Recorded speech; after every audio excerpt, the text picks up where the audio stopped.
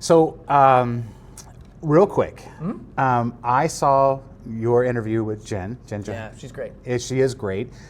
You didn't plug yourself until the very end. Thank you for saying Please, this. please plug yourself right now in the beginning. Sure. Let's get the hook right now. All right, thank you. My name is Tim Cywinski. I'm a reformist Democrat running in Virginia's 1st congressional district who is fighting for a fair shot for everyone, because when politics is this broken, no one feels like they have access to opportunity or the American dream or insert any value we should all believe in. We don't have it when politics doesn't work for us. So I'm running to try to change that. Awesome. And it's Tim for... Oh, it's votetimva.com. Thank you. you. I have a community organizer background. I know. It's never been about plugging myself. It's about lifting people's voices up. So I know that's what I'm supposed to be doing. It's just hard for me. So that's where it's just obviously that's not something that you're just not a professional politician. No. And no. that's why you're here. Yeah. You know, I've had conversations. I had been fortunate to have conversations with some of the other grassroots candidates. That is what's compelling for me. Not professional politicians, not taking large corporate donations, special PACs, and that special interest groups. And so, and the change of the environment we're in today, and the change, because there are issues with our two-party system and with both parties. Those that are entrenched are indebted. And so it's pretty clear, it seems. There seems to be those agendas, other people's agendas that we don't even know about.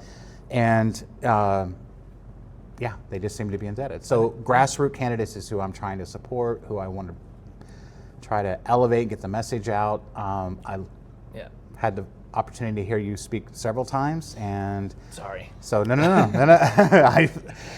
It's different every time too. I'm an extemporaneous speaker, so it just depends on conversations we've just had. I'm just like, how can I put that in? Because I want to speak to just what people are going through in the very moment, right?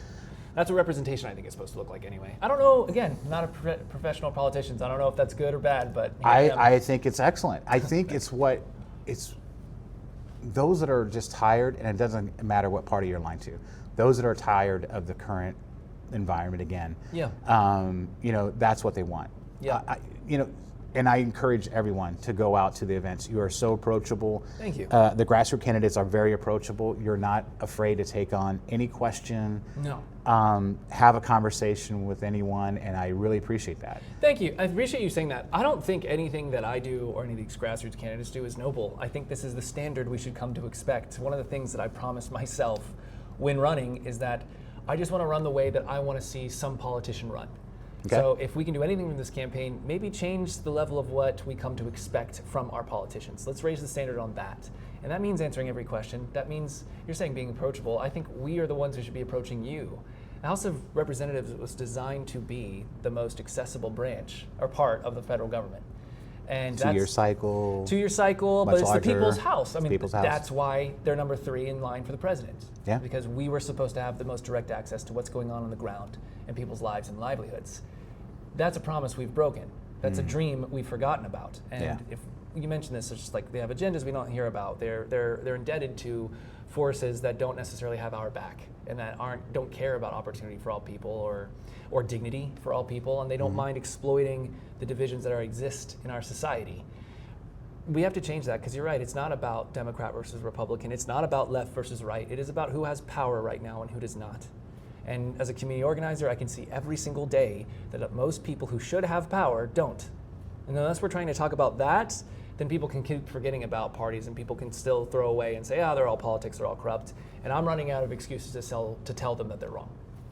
So I like the way you frame that. I like how the fact that, you're taking the whole divisiveness out of that equation, because that's exactly what everyone seemingly is trying to do. It's whether it be economic, race, geographic, it's amazing on how they can absolutely, the knee-jerk reaction when they get challenged is to quickly, first of all, it's the previous administration or somebody else, but they always deflect, and then they put you into a victimhood in essence. And so that is their go-to all the time. So by making everyone really more inclusive and having that conversation to where it's like, okay, we're in this together is what I'm hearing. Yes, I mean, when I do community organizing, it's almost always with a group of people who are up against a big power player. Sometimes that's a $1 billion corporation. Sometimes that's a polluter who has more influence than anybody else in our politics. I am talking about Dominion Energy, who is a top 10 donor to both political parties, right? And getting much larger we speak. And yes, exactly. So they're going to become the largest utility in the world. So what do we do with our current monopoly that has too much power already in our politics and our lives? We're just making them more powerful. Yeah. Why don't we just flip the script and make people more powerful first? And the reason I call myself a reformist before I say Democrat is because that's the business I want to stand on. This system does not work for everyday people. I can't be convinced otherwise. And until you have a through line of our policy that acknowledges that, like, why can't we have affordable health care? Why can't we have quality education? Why can't places like this get investments like cities can, or like big corporation subsidies can acquire? Why can't we make sure that we're diversifying our rural areas so that everyone here has a fair shot and they don't have to move to a city in order to find employment? You know why? It's big money in politics. Yeah. It's big money in politics, and it's politicians who don't care about you. They just want the power. And yeah, when you have a system like that, that is a perfect ecosystem for hatred to thrive, for division to breathe, to have people who can come to power by saying, look over here, not over here. Because look at these immigrants, or look at these persons who have pronouns you don't understand, or look at this woman fighting for her rights, or look at this person who is struggling but they're getting taxpayer money to get food, right? But don't look at me, because if you look at me, you'll see that I'm not doing my job. I'm trying really hard to get rid of the F word in my lexicon. But when I start thinking about these things, there's a moment when it's it's appropriate. Yeah. There's Yes, a moment exactly. when it's that exclamation point that Yeah, but I mean, and that's what it is. And if people feel that frustration that leads them to say the F word, I'm not going to blame them because they're right.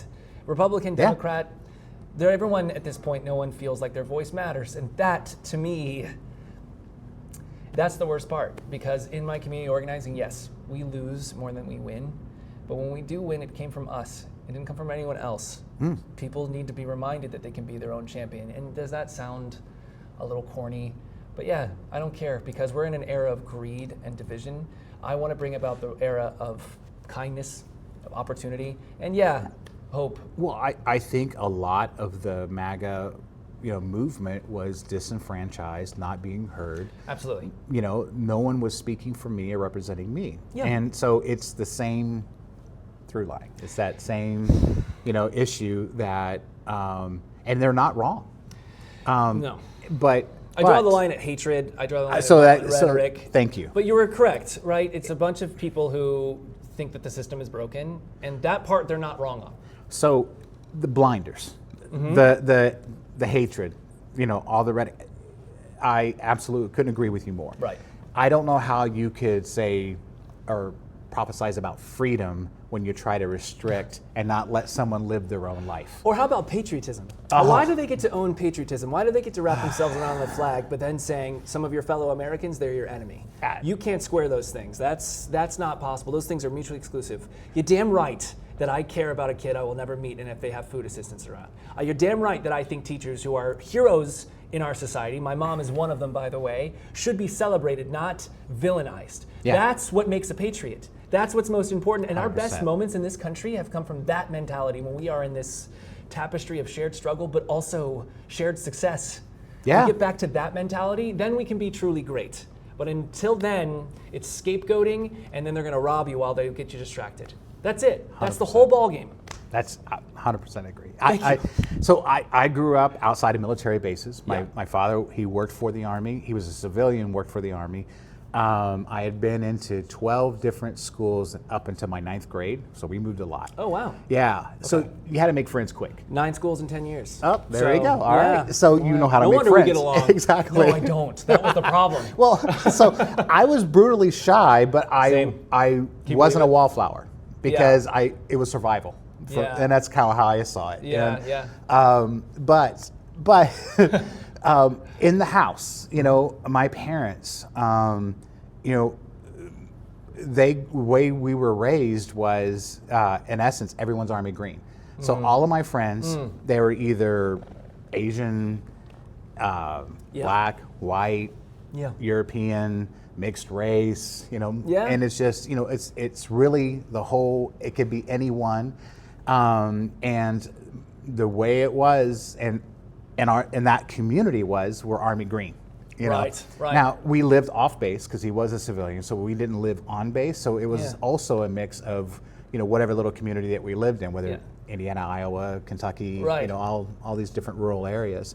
And so, but that having, and going back to what is patriotic, letting people be who they are, letting people have their culture, but yet understand and recognize they do want to be American and what it means for them and what being an American means for so many immigrants especially. But, it's for, law and order. Everyone follows the rules, top down. Leadership, lead by example. So you were talking about what it is to be a politician and how to run, what a politician should look like, or a candidate. What it should look like. What we deserve it to look like. That's leading by example, or from my opinion. And so, those type of things, they mean something, they mean a lot. And to me, that is then, kind of core American values. Yeah, and you're mentioning this too, because I think I have a similar background where, like, whether it was during my working class days or growing up in just different communities where I was in the minority group, right? It's just that you're around people, and that socialization really humanizes people, because people like issues. It always comes down to more than one thing. We can't boil someone down to one thing, because there are so many shades of humanity beyond just what they look like or where they come from. We need to remember that, especially now. But at the same time, you can acknowledge that someone who is darker skinned than I am, they have to go through a hell of a lot more than I do. And that means I have an obligation. An obligation as someone who looks like me to be as obnoxious as I can about why those people deserve dignity and why those people deserve equality. And because the burden can't just be on people who experience those things. I take that very seriously. I'm a straight white guy, and I'm not running away from that. But I want other people who look like me seeing me stand up for women's rights, stand up for racial justice, stand up for women's rights to choose, stand up for communities that I may never have gone to or understand, and yet I still think they deserve a fair shot. That, again, this idea of what patriotism looks like, it's 2 points. It's, yes, we're all green here. We're all trying to grind it out and just work for our lives in my service industry days or my construction worker days. But it's also, but at the same time, these people are my brothers and sisters. And when your family, because that's what our country is. We're supposed to be a melting pot. We're supposed to be this group of people who shouldn't get along, and yet we do. And I like the way you put that. But that's true. That's our history. We're the only multiracial democracy in the world. That's this size. That's something I'm very proud of. And I think that element is what's under attack right now. The democracy and the multiracial elements that come along with our brand of what you can have a government look like and represent. It's that. And just to put a finer point on it, and we're having a great conversation, so I'm not trying to be a bummer. No. But in this campaign, I met a young woman who was from, I believe it was, Venezuela. Okay. I could get the country wrong, so I apologize. But it's somewhere in South America. She came here when she was 4 years old. And so she only knows this culture. Exactly. And she's an American citizen now, and she's thriving. Okay. She's a successful business. She told me, though, that she never thought that she never felt like an immigrant until the last 2 years. That's tough. Yeah. So she's an American in every single way. But one of the worst things about this administration is that it brings out the lowest common denominator of humanity in us. And now she has to be constantly reminded that she is from somewhere else, even though America's the only thing that she's ever known. That's one of the worst things about this administration. And again, it's not enough to just say, we're going to stop him. He's not going to get elected in 2028, or a MAGA acolyte is going to be defeated in 2028. It's not ever been about just putting out the fire. We got to build something better from the ashes, based off of the agenda of this is what patriotism looks like.